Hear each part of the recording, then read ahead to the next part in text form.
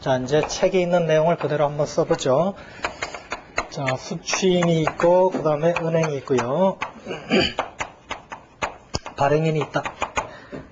자, 이 거래가 어떻게 되냐면은, 수취인이 야한테 상품을 매출했다. 매출 내지는 판매를 하죠. 판매를 하면은, 야가 주는 게 보통 이제 어음을 주더라. 자, 어음을 주더라. 자, 그럼 수취인은 이 어음을 갖고 돈을 얘한테 받아야 돼요. 그런데, 예를 들어서 얘는 서울에 있고 얘는 부산에 있다. 그러면 예를 들어 어음 10만원짜리 받았는데 야가 얘한테 받으러 다니면 어때요? 본전도 안 빠지죠. 10만원짜리 받으러 부산 한번 갔다 오면 차비도 안 빠져요. 그죠? 그러다 보니까 이런 식으로 어음을 주고 서로 피차간에 돈을 주고 받아야 된다라는 전제가 있다면 이 어음 거래 자체가 성립이 안 될 가능성이 있어요. 왜? 배보다 배꼽이 더 클 수 있다는 얘기예요. 그리고 걔는 어음 한번 받으러 호구한날 쫓아다녀야 돼요. 너무 불편하죠. 그러다 보니까 어음을 어떻게 하기로, 통상적으로 어떻게 하냐면은 수취인이 자기 주거래 은행한테 이 어음을 줘요. 어음을 주면서 네가 좀 대신 받아주라 이렇게 부탁을 해요. 자, 그렇다면 은행의 경우에 아무리 지가 주거래 은행이지만 받아주라 했다고 그냥 받아주면 돼요, 안 돼요? 안 되죠. 물론 받아주는데 반드시 그 뒤에 말이 있죠. 맨입으로 안 돼. 맨입으로 안 돼. 반드시 뭔가를 받아야 돼. 수수료를 받아야 은행이 일을 해줘요.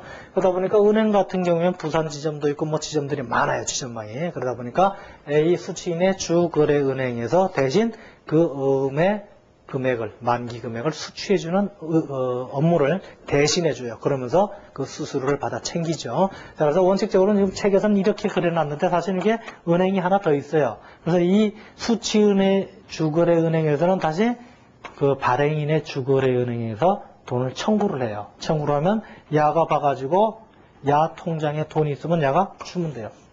주고 돈은 야한테 다시 청구해서 받는 결과가 되는 거예요. 그래서 책이 좀 좁으니까 이렇게 놨고요. 어쨌든 은행이 야한테 가서 돈 내나 해서 돈 받아다가 그 돈이 어떻게 이쪽으로 흘러가는 거래가 돼요.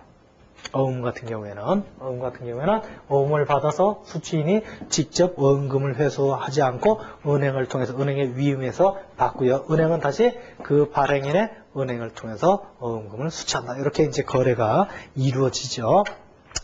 자, 그리고 그 이제 어음 거래의 흐름도 해놓고요. 바로 그 위에 보면 굵은 글씨로 추심유인배서라는 게 있다. 추심유인배서. 자, 여기 보세요. 자, 어음을 야가 줬어요. 야가 줬는데 사실 이제 야가 어음을 받아서 이쪽 가서 돈 내놔 그런다. 돈 내놔. 자, 돈 내놔 그런데 발행인 입장에서 한번 보죠. 발행인 입장에서 보면은 어떤 생전 처음 보는 놈이 와서 돈 내라 그러더란 얘기예요.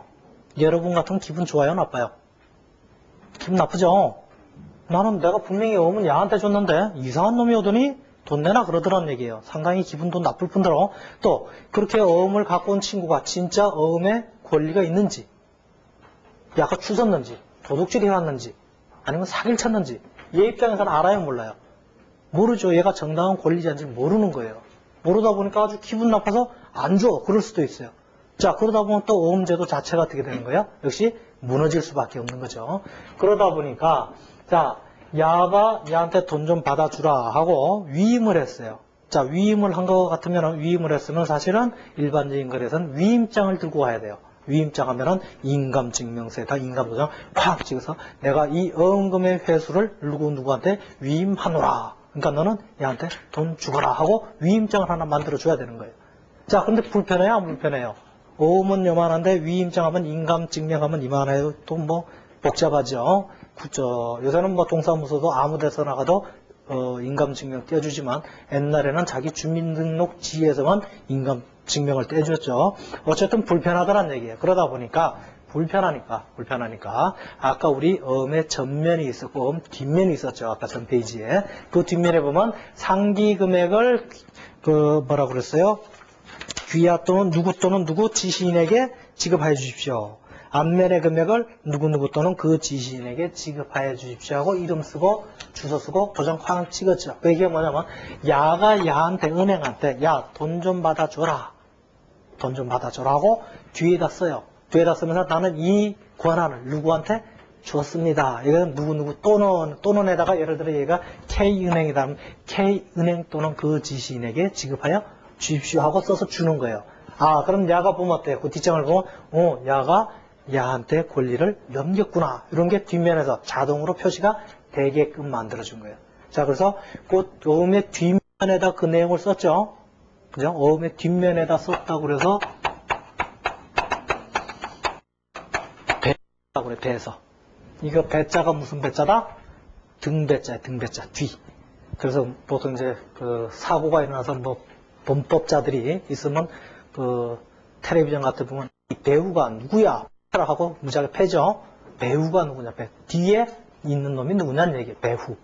등배자예요. 그래서 뒤에다가 쓴다. 뒤에다 쓴다. 그래서 뭐다? 배서라고 써요. 배서. 그래서 무슨 배서 그랬죠. 그래서 뒷면에다 쓴다고 그래서 배서라고 그러고요. 자, 지금 이러한 경우에는 사실은 야가 은행에다 맡겼지만 실질적으로 돈 받아서 너 가져예요? 아니에요? 아니죠. 돈 받아서 어쩌라고? 나한테 도로 갖고 와. 너는 뭐만 해줘? 돈만 받아주는 일만 해. 돈 받는 일을 보통 추심이라고 해요. 추심. 추심. 그래서 돈을 받는 일을 추심이라고 그러는데요. 추심만, 돈 받는 일만 뭐 했다? 위임을 해준 거예요. 네가 어음을 들고 치라는 얘기가 아니라 어음금을 받아갖고 네 쓰라는 얘기가 아니라 어떻게? 돈 받아가지고 나한테 다시 돌려줘라. 추심만 너한테 위임하겠다. 그래서 추심 위임 배서다. 그러니까 돈 받는 권리를 위임하고 그것을 뒷장에 썼다. 그래서 추심 위임 배서예요. 자, 그럼 추심 위임 배서는 거래요? 안 해요? 아니죠. 야, 돈 좀 받아줘. 이게 거래예요? 아니에요.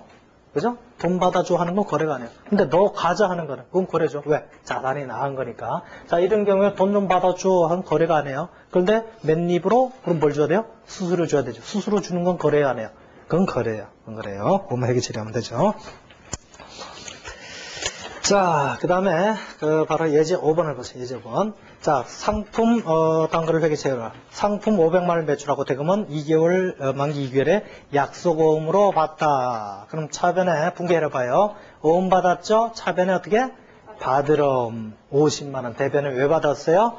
매출했죠? 매출 50만원. 자, 그래서 만기 1에 위험이 만기일이 되어 은행에 추심위임배서하고 수수료 3,000원을 줬다. 자, 추심위임배서했다. 돈 좀 받아줘 하고 맡긴 건 거래다 아니다? 아니에요. 그런데 돈 나갔네요. 수수료 나갔죠. 수수료 나간 건 돈 나갔죠. 거래예요. 자, 돈이 나갔어요. 어떻게? 어디로 나가요? 대변으로 3,000원이 나갔어요. 왜 나갔어요? 수수료 줬죠. 그러니까 수수료 비용이다. 3,000원 이렇게 처리하시고요.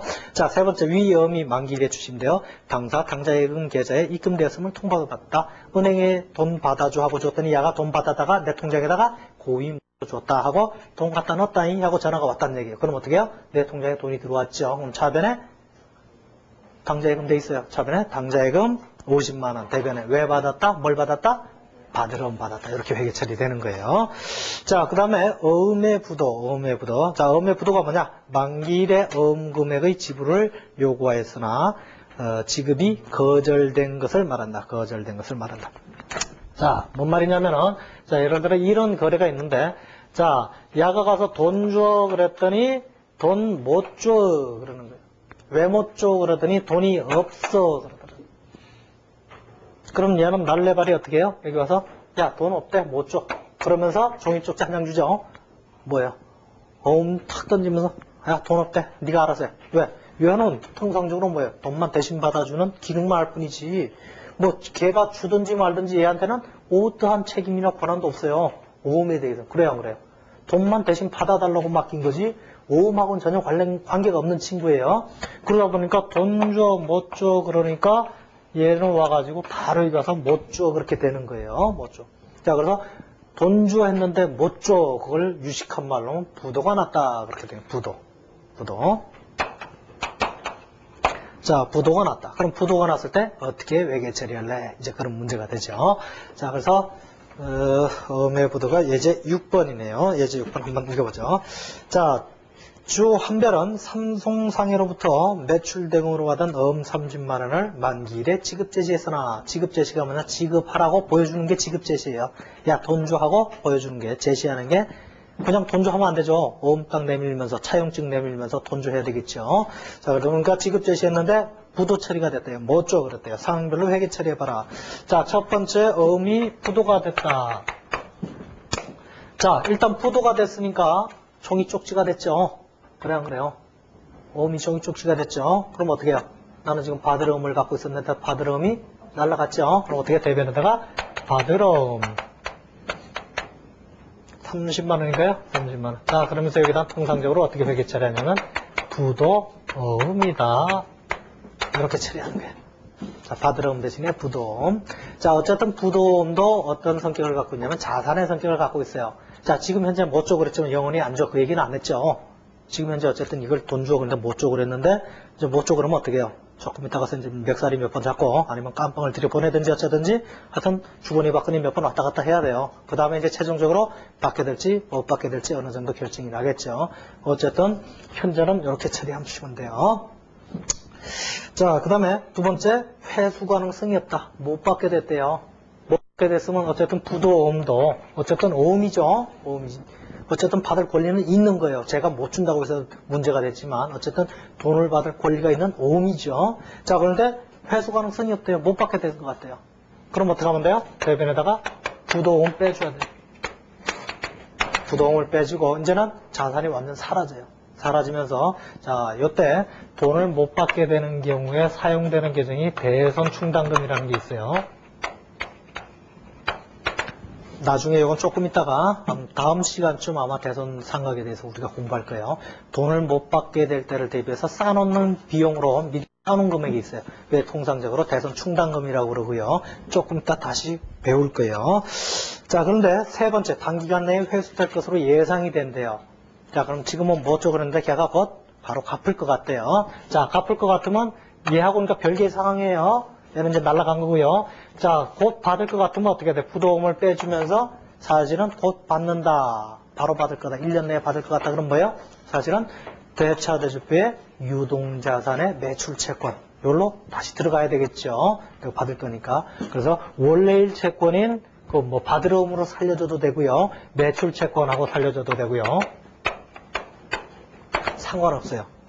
원래 채권은 본 채권으로 환원만 시켜주면 돼요. 자, 그 다음에 네 번째 회수의 장기간이 소요될 것으로 예상된다. 그러면 자, 돈을 받는데 언제? 한참 있다 받는데요. 한참 있다 받으면 어디로 가야 돼요? 고정자산으로 가야 되죠. 고정자산 중에 투자자산으로 가야 돼요. 자, 그때 사용되는 계정이 이제 부도음 역시 같이 빼주면서 얘 대신 뭐가 생긴다? 한참 있다 받긴 받는데 매출채권인데 무슨 매출채권이다?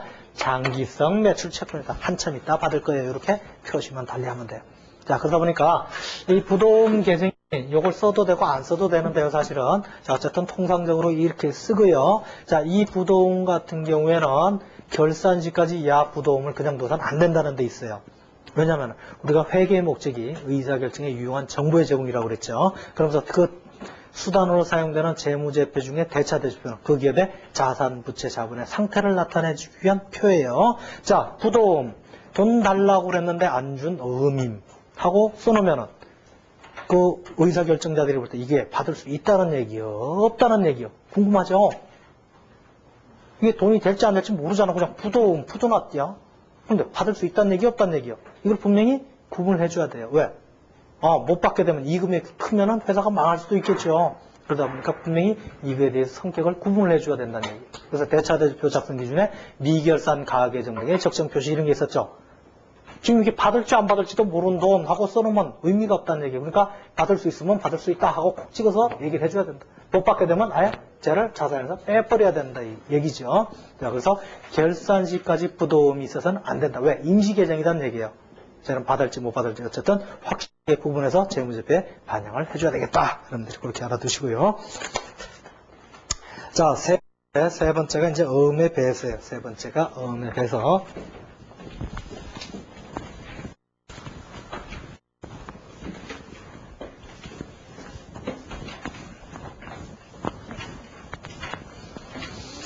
자, 배서는 말 그대로 아까 공부를 했어요. 어음의 뒷장에 쓴다고 해서 배서라. 근데 지금 아까 우리가 공부한 거는 이제 추심 위임 배서만 살펴봤죠. 형한테 야 받아주라 하고 뒷장에 써서 준 게 바로 이제 추심 위임 배서고요. 어쨌든 우리가 뒤에다 쓰라고 해서 뒤에다 쓰는 걸 다 이제 배서라고 통칭을 하고요. 그 배서 중에 특히 은행한테 주는 거는 추심 위임 배서다 이렇게 달리 표현을 하고요. 자, 어쨌든 이제 어음의 배서 이제 살펴보기로 하는데요. 예를 들어 나가 있다, 나가, 예를 들어, 갑이란 친구한테 매출을 어음을 받았다. 자, 어음을 받았는데, 예를 들어 6개월이 있다 돈 줄게 하는 어음이란 얘기예요. 자, 그런데 나는 돈이 없더란 얘기예요. 돈이 궁해요. 돈이 궁하니까 이걸 이용해서 어떻게 좀 빨리 돈을 좀 만들 수 없을까 해가지고, 자, 보통 이제 요걸 할인 같은 것도 하고 하는데요. 할인. 자, 여러분 부모님들은 한테 가서 할인하면 잘 모를 거고요. 와리깡이 뭐예요? 하고 물어보면 아마 답변을 해주실 거예요. 와리깡이 뭐예요? 사실은 이제 할인을 우리 일반적으로 이제 와리깡이라고 그러는데요. 자, 어쨌든 간에 내가 돈이 미리 필요해요.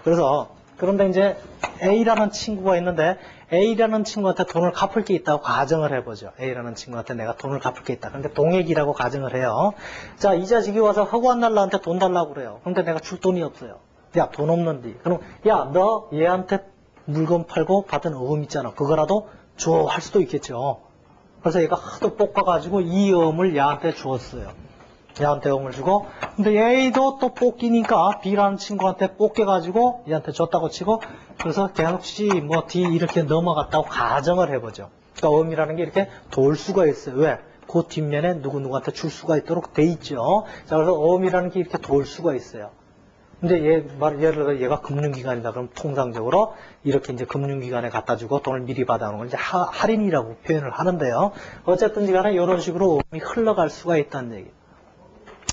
자, 그렇게 흘러갈 때 얘는 얘한테 권리를 줬습니다 하고 뒤에다 쓰게 되죠. 그게 배서예요. 얘는 또 얘한테 또 넘어갔습니다. 쓰겠죠. 그래서 얘가 이제 만기일에 가서 얘한테 돈 줘 하고 이제 청구를 하게 되는 거죠. 자, 그런데 얘가 얘한테 가서 돈 줘 그랬더니 못 줘. 그럼 어떻게 되는 거예요? 역시 그게 바로 부도가 되는 거예요. 부도. 항상 문제가 이제 부도 때문에 생기겠죠. 돈을 주면 아무런 문제가 안 생겨요. 자, 그럼 얘는 거의 뭐 완전히 맛이 가게 돼 있죠. 뿅 갔어요. 그래서 얘는 어떻게 해요, 그럼? 얘한테 와서 엄마, 니 때문에 그랬으니까 니가 내놔. 그죠? 얘는 너 때문에 그랬으니까 니가 내놔. 얘는 너 때문에 그랬으니까 니가 내놔. 얘는 다시 이까지 올라올 거예요. 그래요. 당연하죠. 자, 요렇게 된 경우는 그냥 원래 얘가 얘한테 돈 갚을 게 있는데 사실은 돈을 준 게 아니라 야, 이거 있으니까 이거라도 들고 있어. 이거 받아서 줄게. 그러니까 사실 어음을 본격적으로 넘겨준 거예요? 안 넘겨준 거예요? 얘한테 책임이 있잖아. 돈을 안 갚았으면 얘가 안 갚으면 얘가 갚아야 되는 책임이 있는 거예요. 그럼 사실은 어음을 팔아먹은 거예요? 아니에요? 팔아먹은 게 아니라 그냥 얘한테 담보로 맡겨놓은 거예요. 이거 믿고 참고 있어. 만기시에 받아서 줄게. 이런 결과가 되는 거예요. 자, 그런데 얘가 부도가 났는데 나 몰라. 그럼 얘도 몰라서 여기까지 와서 모른대요, 다. 그러니까 얘가 얘한테 주면서 얘가 이 어음을 주든지 안 주든지 난 몰라. 니들끼리 알아서 해. 그 얘기는 뭐예요? 사실은 완전히 이 어음을 팔아먹을 수도 있는 거예요. 그거는 계약하기 나름이겠죠? 완전히 팔아먹은 경우에는 난 몰라. 얘가 돈을 갚든지 안 갚든지 난 책임 안 질게요 했으면 어음을 완전히 팔아먹은 거예요. 돈 주고 팔아먹은 거하고 똑같은 효과가 발생한 거예요. 그런데 만약에 얘가 돈을 안 갚으면 내가 대신 갚을게. 그러면 사실은 이 어음을 담보로 돈을 빌린 효과하고 동일하다는 얘기예요. 그래서 어음의 배서에서 두 가지 경우가 나타날 수가 있다는 얘기예요. 배서해가지고 어음의 권리가 완전히 이전됐다. 그 어음과 관련된 권리와 의무가 완전히 이전된 경우는 내가 꺼내죠. 어음을 팔아먹은 거예요. 그러나 그렇지 않은 경우에는 어음을 담보로 차입한 거다. 예를 들어서 지금 부동산을 가지고 특히 아파트를 가지고 담보대출을 많이 받죠. 은행에 부동산, 그 아파트를 갖다 맡기고 돈을 빌려오죠. 갖다 맡겼다고 해서 아파트의 소유권이 넘어갔어요, 은행에? 안 넘어갔죠? 지금도 살고 있어. 아파트 담보대출 받은 사람이 그 집에 살고 있어요. 그 사람 거예요. 다만 그 사람이 돈을 안 갚을 때 그걸 은행에서 팔아가지고 쓰겠다는 얘기죠. 그러니까 담보로 한 차입이니까 소유권이 이전되는 게 아니에요. 이 경우에도 야가 돈 안 갚으면 나도 몰라 했을 때는 완전히 팔아먹은 거지만 야가 안 갚으면 내가 갚게 한다는 얘기는 이 권리와 의무가 실질적으로 넘어갔다 안 넘어갔다? 안 넘어갔어요. 그러니까 그렇게 배서가 발생된 경우에도 어떤 것이냐, 팔아먹은 거냐 담보로 한 차입이냐에 따라서 회계 처리가 두 가지로 나눠진다. 그렇게 알아두시고요. 자, 통상적으로 이제 혹시 얘가 돈을 갚으면 내가 대신 갚을게 하면 사실은 그 내가 대신 갚을게 갚는다는 건 뭐예요? 채무죠, 채무. 그죠? 그런데 그 채무가 확정된 게 아니라 혹시 발생될 수도 있고 발생 안 될 수도 있죠. 그래서 그런 걸 보통 이제 우발채무다 그렇게 표현을 하는데요. 그 정도만 알고 계시고요. 자, 그래서 그 예제 7번 윗 문단에 보시면은 기업회계 기준에서도 매출 채권 등을 타인에게 양도 또는 할인하는 경우 당해 채권에 대한 권리와 의무가 양도인과 분리되어 실질적으로 이전하는 때는 동금액을 매출 채권에서 차감하자. 실질적으로 모든 권리와 의무가 나갔다. 그러면 매출 채권에서 빼자. 즉 매출 채권 자체와 빼자. 그 얘기는 뭐예요? 팔아먹었으니까 자산에서 빼는 거죠. 자, 그렇지 않은 경우에는, 그 이외의 경우에는 매출 채권 등을 담보로 제공한 것으로 본다. 단지 갖다 맡기고 그걸 담보로 내가 돈을 차용한 것으로 본다. 그렇게 이제 규정하고 있고요. 예제 7번을 보죠. 예제 7번. 자, 다음 거래를 어음을 매각한 경우와 어음을 담보로 한 차입 거래로 나누어 회계 처리해봐라 그랬어요.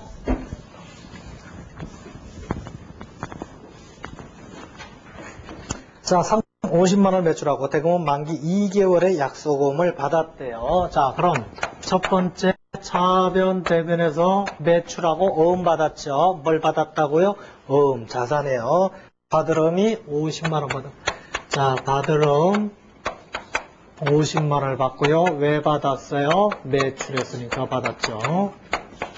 자, 이렇게 받았어요. 자, 지금 이제 매각 거래로 먼저 보죠. 어음을 받았어요. 이제 두 번째부터 이제 매각이 되죠. 위 어음을 현재의 외상 매입금을 지급하기 위해서 배서 양도했대요. 그런데 매각으로 보겠다. 매각으로. 자, 그럼 현재 현재 하니까 헷갈리네.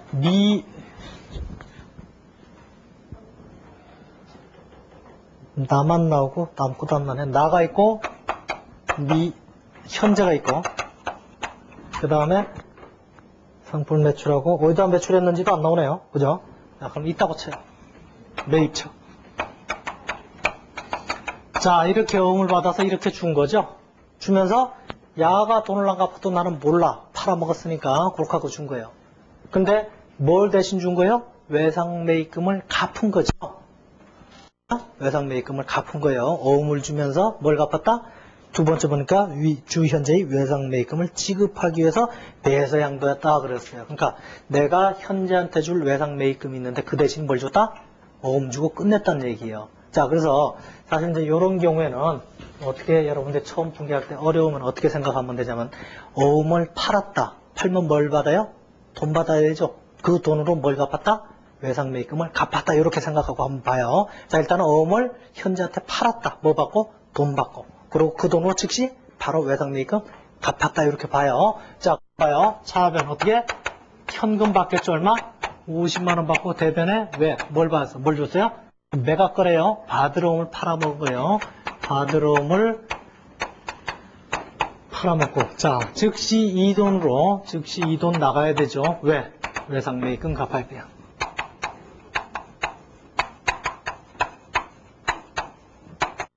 이렇게 되죠. 자, 그럼 돈이 들어오자마자 즉시 나갔어요. 그러니까 즉시 들어오고 나갔으니까 그냥 생략해버리고요. 바로 어떻게?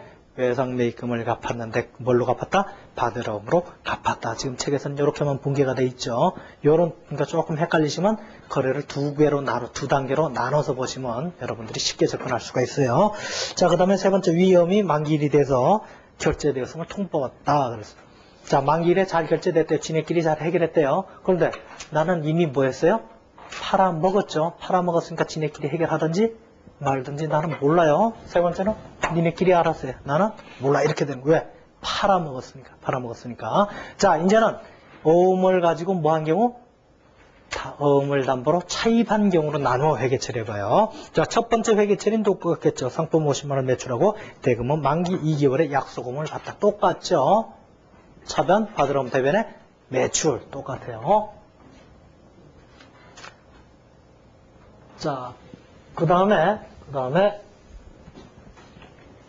이제 담보로 한 차입을 예를 들어보죠. 담보로 이거 맡기고 돈 빌려왔어요. 어음하고 관련이 있어요, 없어요? 없죠. 어음하고 관련, 이것만 갖다 맡긴 것뿐이에요. 내가 부동산을 담보로 하고 차입을 했다. 부동산이 회계 처리가 될 이유가 있어요, 없어요? 부동산 나간 거 아니에요? 뭐 해온 거예요? 차입해온 거죠? 그럼 내가 차입해서 돈 갚았다 이렇게 생각하면 돼요. 자, 일단은 현재의 외상 매입금을 지급하기 위해서 배서양도 했다. 그렇지만 실질적으로 내가 현재한테 돈을 빌려서 그 돈으로 뭘 갚았다? 외상 매입금을 갚았다 이렇게 보면 돼요. 자, 내가 현금이 들어왔죠. 일단 그 대신 뭐 해왔어요? 그걸 담보로 뭐 했다? 차입을 했다. 차입. 그러니까 차입을 했으니까 뭘로 기재가 돼야 돼요? 단기 차입금 이렇게 돼. 단기 차입금 50만. 자, 이 돈 받아갖고 바로 뭐 했다? 대변에 현금 50만 원 나가면서 바로 뭐 했다? 뭘 갚았다? 외상 매입금을 갚은 거죠. 외상 매입금.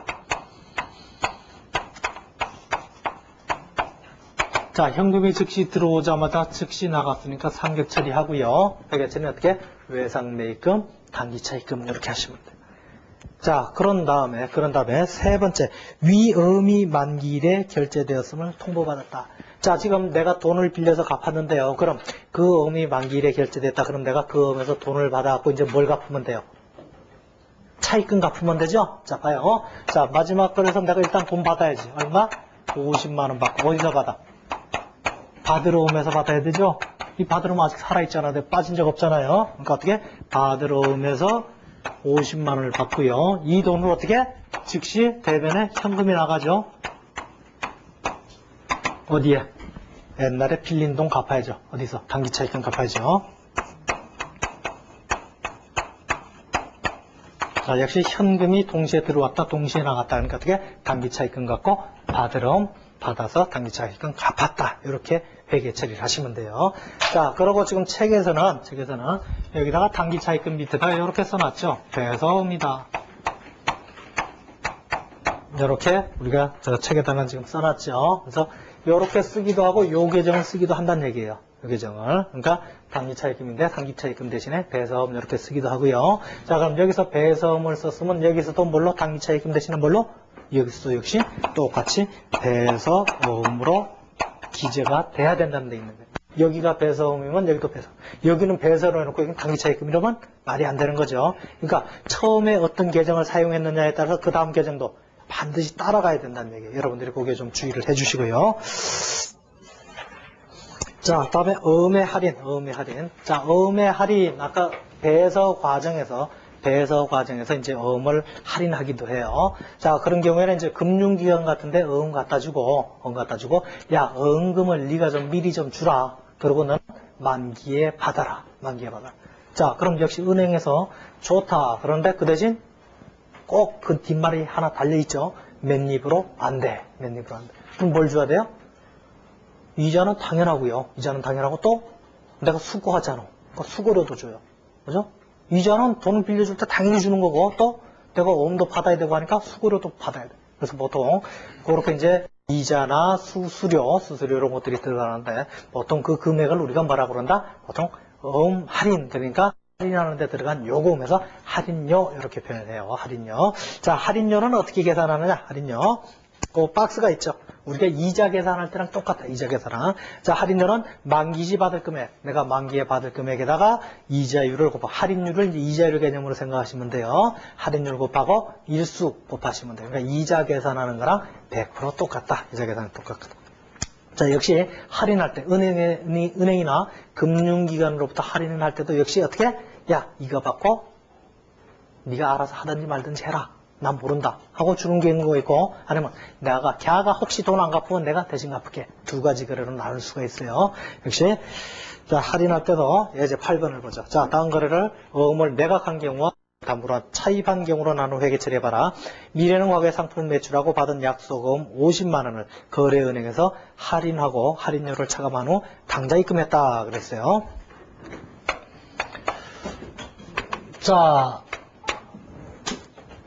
뭘 받았다고요? 돈 받아서 당좌 예금했어요. 그러니까 차변에 바로 이제 당좌 예금이 나올 거고요. 자, 그런데 지금 매각으로 봐요. 매각으로 보니까 바로 뭐가 빠져나가야 돼요? 지금 내가 들고 있는 게 바드럼을 들고 있죠. 바드럼. 그러니까 매각했으니까 팔아먹었으니까 바드럼 얼마짜리? 50만 원짜리가 나가면서 그 대신 얼마가 들어올 거예요. 자, 그런데 얼마를 공제하고 들어올 거냐? 할인료를 차감해야 되겠죠. 자, 그럼 할인료 계산은 어떻게 해야 되느냐? 50만 원 곱하기 지금 할인율이 몇 프로예요? 9%네요. 연 9% 곱하기 연 9%니까 365분에 지금 기간이 어떻게 되느냐. 할인일수가 며칠? 50일 동안 돈을 내가 미리 땡겨 쓴 거예요. 50일간에 이자를 줘야 되겠다. 그래서 계산하시면은 6,164원만큼 떼고 받는 거예요. 자, 6,050만 원에서 6,164원만큼 떼니까 야가 49만 3,836원이 되고 내가 뗀 게 6164만큼 떼고 들었어요. 자, 지금 내가 50만 원짜리를 팔은 거죠. 매각을 한 거죠. 팔고 그 대신 내가 이거 받는 이만큼이 빠진 거죠. 왜 빠졌어요? 달리해서 가면 50만 원짜리 얼마에? 49만 3,836원에 팔아먹은 거예요. 자, 팔면서 뭐가 생긴 거예요? 손실이 발생한 거죠. 자산을 매각하면서 손실이 발생했어요. 근데 어떤 자산? 어음이에요. 그래서 여기다가 어음 양도 손실이다. 내지는 매각 손실이다. 상관없어요. 양도 손실이나 매각 손실이다. 이렇게 회계 처리하시면 되고요. 그 다음에 위험이 만기일에 결제됐다. 그럼 여러분들은 팔아먹었으니까 결제되든지 안 되든지 지네끼리 알아서 하면 되지 나한테까지 통보할 이유가 없죠. 그건 너나 해라 그렇게 하면 돼요. 물론 시험장에서 거기다가 너나 해라 그렇게 썼다가는 내년에 다시 시험을 봐야 되겠죠. 그때는 어떻게 분개 없음 이렇게 이쁘게 써주시면 되고요. 자, 이제는 차입거래로 생각해보자. 차입거래. 자, 차입거래로 하면 내가 어음을 상대로 차입했다 그러면 아까 어떤 게 쓴다고 그랬죠? 단기 차입금 계정을 쓴다고 그랬죠. 자, 그러다 보니까 여기다 받을 어음을 빼주는 게 아니라 어떻게? 단기 차입금으로 쓰죠. 단기 차입금. 자, 단기 차입금 50만 원을 빌려오면서 이만큼을 빼고 역시 왔죠. 자, 그런데 이걸 뺐다. 이제 뭐 하면서 뺀 거예요? 돈을 빌리면서 비용이 들어갔죠. 돈을 빌리면서 비용이 들어갔다. 돈 빌리는데 비용이 발생될 게 뭐가 있나요? 돈 빌리면 뭐 줘야 돼요? 이자. 이 성격이 뭐예요? 6,164원의 성격이 뭐예요? 이자지, 이자. 그러니까 여기다가 이자 비용 이렇게 쓰는 거예요. 똑같은데 지금 6,164원 똑같음에도 불구하고 부르는 이름이 달라지죠. 왜? 그 성격에 따라서 계정 과목이 달라지는 거예요. 자, 지금 이자를 돈을 빌리면서 비용이 발생했으니까 반드시 이자가 돼야 되는 거예요. 자, 그 다음에 위험이 만기일에 결제됐음을 통보받다. 그럼 나는 이제 뭘 받아야 돼? 여기서 돈 받아가지고 빚 갚아야 되죠. 자, 그럼 일단은 어떻게 해요? 내가 빌린 게 있으니까 이거 삭제해주면 되죠. 단기 차익금. 얼마? 50만 원 갖고. 대변에는. 그 대신 아직까지 안 빠져나가는 게 뭐예요? 받으러움이 날아가야 되죠? 받으러움 없어졌잖아, 이제. 만기가 됐을 때 돈 정상적으로 갚았으니까. 여기서 받으러움을 빼주는 거예요. 아시겠어요? 자, 그리고 책에서는 여기다 뭐 할인어음 이렇게 해놨었는데 역시 똑같은 의미예요. 할인어음으로 써도 되고 또 어떻게 단기 차입금을 사용해도 괜찮다 이렇게 알아두시고요. 자, 세 번째 매출 채권과 매입 채무 이렇게 돼 있는데요. 자, 우리가 지금까지 공부한 게 외상 매출금과 외상 매입금, 그 다음에 받으러움과 지급어음 이걸 공부를 했죠.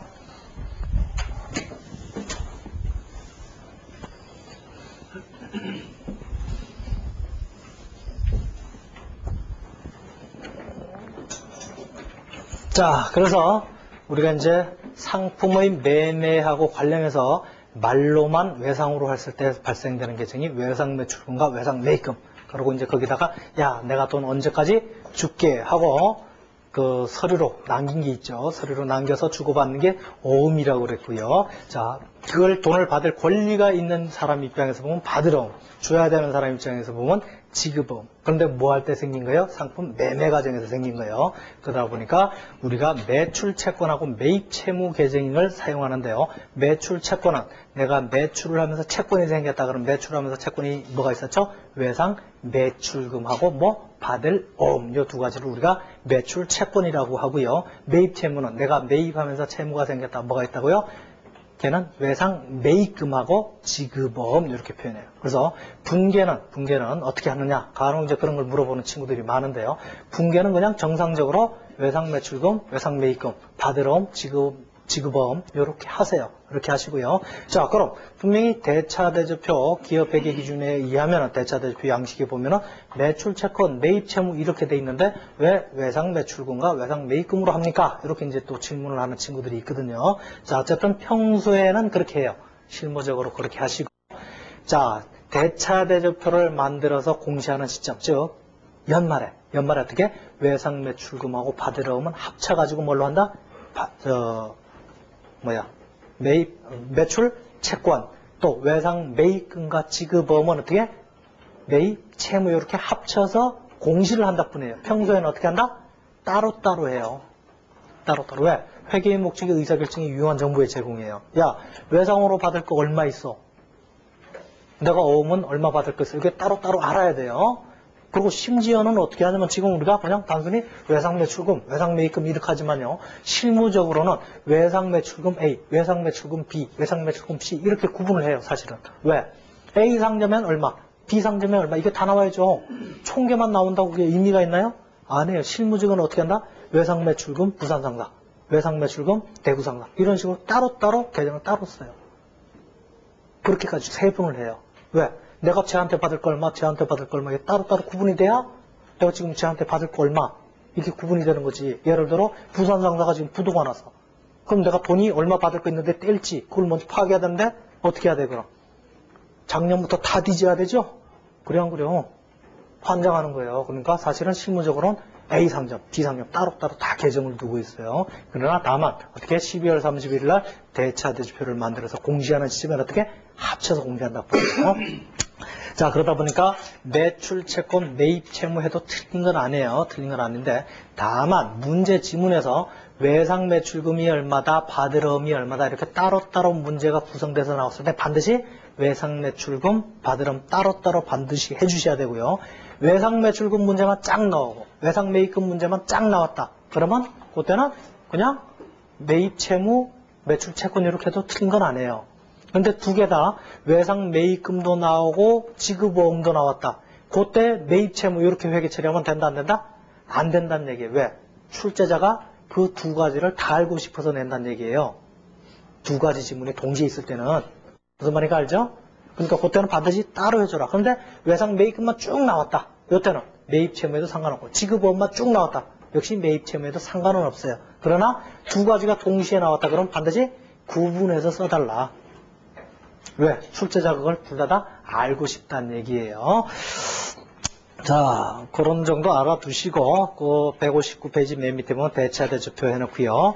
자, 대차대조표에 그럼 매출채권하고 매입채무를 어떻게 표시할 거냐? 그래서 보면, 매출채권은 자산, 유동자산하고 고정자산으로 해서 1년 안에 받을 놈 같으면은 유동자산, 1년 이후에 받을 것 같으면 고정자산으로 분리하고요. 자, 그 다음에 그 유동자산에서도 특히 당좌자산에다가 매출채권하고 기재를 하고요. 그 다음에 고정자산에서는 투자자산에다가 장기성 매출채권 이런 식으로 표시를 해준다는 얘기예요. 자, 그리고 장기성 매출채권에 보면 현재가치 할인차금 이렇게 표시를 해놨죠. 현재가치. 왜? 1년 후에 받을 돈의 그 명목가치하고 현재가치하고 어때요? 차이가 나겠죠. 그 부분을 우리가 구분하기 위해서 현재가치 할인차금 이렇게 놨는데요. 이 부분은 우리가 사채 쪽을 공부하고 채권을 공부하고 난 다음에 살펴보도록 하고요. 자, 대차대조표의 대변 쪽에 보면 이쪽이 매출 채권이면 저쪽은 매입 채무가 되겠죠. 자, 그러다 보니까 매입 채무는 어떻게 표시하냐? 1년 안에 갚아야 된다 그러면 유동부채에서 매입 채무. 그 다음에 1년 이후에 갚아야 된다 그러면 역시 그 고정부채 장기성 매입 채무 해놓고 장기성 매입 채무 역시 어떻게 현재가치 할인차금 이렇게 이제 표시를 해놨는데요. 지금은 조금 어려운 개념이 될 거니까 그런 게 있다 정도만 여러분들이 알아두시면 되고요. 자, 한 5분만 쉬었다가 4절 들어가도록 하죠.